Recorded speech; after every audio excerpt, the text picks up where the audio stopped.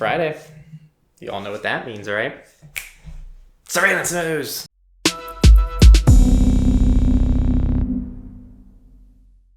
As always, we're going to start with companies. The biggest news this past week has almost hands down been about Clearview AI, which is a facial recognition company that's been scraping images of users on social media. Earlier this week, Canada expressed their concern with Clearview and are planning an investigation on law enforcement to see if it complies with their privacy laws. Luckily, we all got a partial answer without their help, since Clearview AI had their entire client list stolen, which revealed hundreds of different law enforcement agencies, including the DOJ, FBI, ICE, and Macy's. The intruder who gained access also knows how many accounts each organization set up, as well as the number of searches they've conducted. The reporters were able to download their Android APK without a login because of a misconfigured cloud server, and they were able to get pretty much as much information as you can get without needing an account. Little things like what analytics it uses, it doesn't allow screenshotting, a link to augmented reality glasses, and it includes a script from Google for scanning driver's licenses as well as other things. On the Apple side of things, Apple has found Clearview to violate their privacy policies and has disabled the app and shut down the developer account. Bang bang! So yes, overall this has been kind of a crazy situation, and it is probably the largest mass scale amount of surveillance done from social media data outside of maybe arguably Cambridge Analytica. In general, just stop using social media. Just stop it. If you're commenting on my video, stop it. Companies and their relations with China were also a major highlight this week, starting with Apple and TikTok, who both declined a request to testify at a March congressional hearing, which would probe their relationships with China. The TSA has decided their biggest issue isn't their terrible rate at picking up real threats at airports, but it's actually TikTok, which it has decided to ban, adding it to the list of US agencies banning the app. And finally, the EFF and 10 other human rights organizations are standing up against Apple and their restrictive control over what apps users can download, which enables them to implement content restrictions on the App Store in China. And they're fighting Apple's decision to move iCloud backups and encryption keys to within China. Maybe these organizations haven't watched WWDC, so they can learn that Apple cares about your privacy. There's nothing to worry about. Browsers also hit the news big this week, as Firefox has made their encrypted DNS feature available to standard Firefox for US users. Some are complaining about this, but honestly, it's overall a good move. Just ignore it. Brave also got a nifty new feature that will retrieve old versions of websites that no longer exist to prevent 404 errors online using the Wayback Machine. And finally, Brave hit some headlines for being, quote, the most private browser, according to a study. Now, if you actually read the study, you'll see that headline is pretty misleading, as all the study looks at is the calls to home of the major 6 browsers by default. So, by default, Brave doesn't send any identifiable data to its backend servers, whereas all the other options did. And Microsoft Edge lost miserably, as it included the hardware UUID and IP address link requests to its backend servers. Keep in mind, that's all the study evaluated, so it's not going to cover people who disabled Firefox telemetry data collection, it's not going to cover hardening a browser, it's not going to cover cross-website tracking, it's not going to cover fingerprinting, it's not going to cover anything else that's found in browsers. Just what does the company that you download the browser from collect about you by default? That's it. So I hope most companies do match up with Brave there, but that does not cover the entire story. Healthcare companies also got hit this week. Pacific Guardian Life Insurance in Hawaii got hit by a data breach, and that's really all I can say about it because there's only one article about this on the internet and it's paywalled. Screw you. And Munson Healthcare also had a breach of employee email accounts.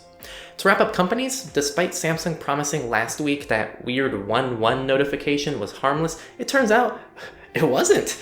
Some users were able to access the personal data of other users. This only affected less than 150 customers though. Disney wants to bring facial recognition and AI to determine how much their audiences enjoy different parts of movies. Let's Encrypt issued their 6 billionth certificate, which is amazing. Microsoft has brought their Defender antivirus for Linux, which is supported on distros like Ubuntu, CentOS, Debian, and more. This comes after their macOS release last year and before their upcoming iOS and Android launches, which again, no one's asking for. PayPal's Google Pay integration had an exploit which allowed unauthorized transactions to take place. This has now been fixed. Uber has been charged about $148 million for trying to hide their 2016 data breach affecting millions of users, and before it happens again. SlickWraps has had almost all of their assets completely compromised, literally the entire business, so proceed with caution if you need that wrap. Airbnb has recommended surveillance-type devices to make sure hosts are able to watch over their guests properly. Like, seriously, what will this accomplish? Like, if a kid's gonna break a table, do you really think that you having a surveillance device which tells you about it in an hour will change anything?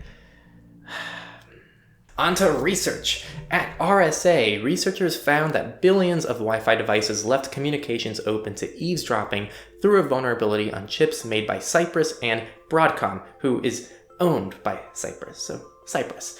Manufacturers have pushed out patches, so make sure to get all of your devices updated.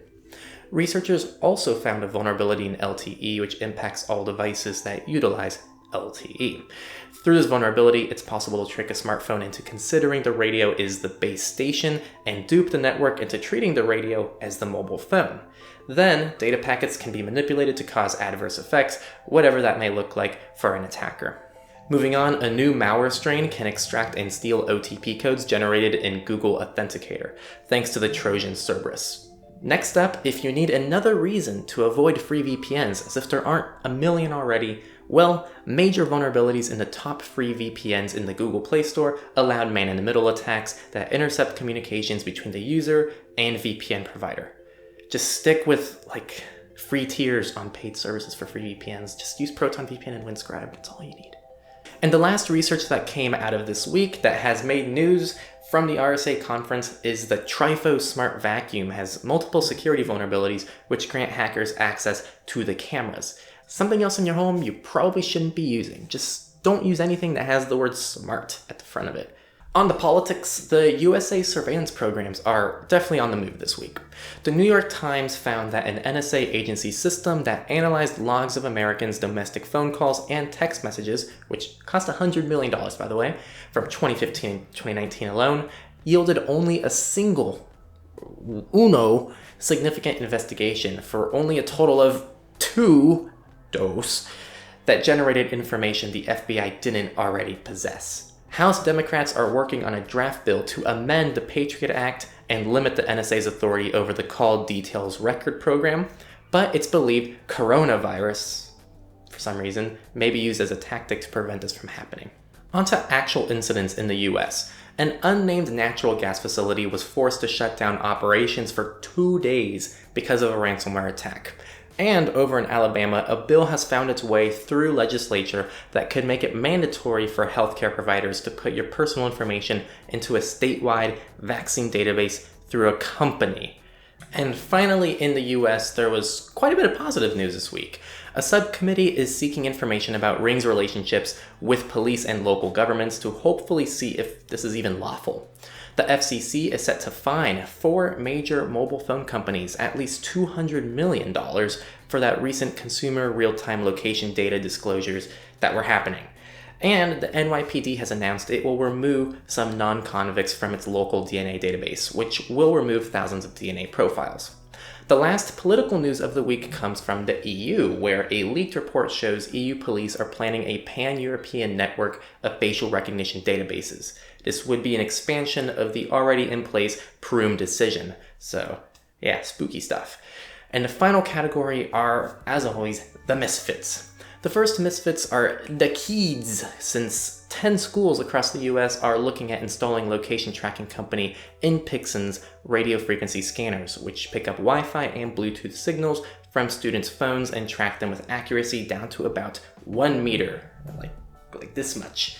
Supposedly, this is already used in schools, including, quote, one of the largest colleges in the US, although they don't say which one. This technology is already used in retail stores like Target under the name Indoor Positioning Analytics. Inpixon assures everything is anonymized, but we all know this is just marketing and there is no such thing as anonymous unique data. So this is kind of spooky stuff for the kids, you know, I guess myself included, because apparently it's in college universities, so fun stuff.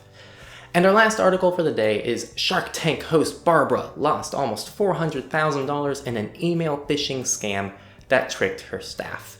And because of that incident, I'm out.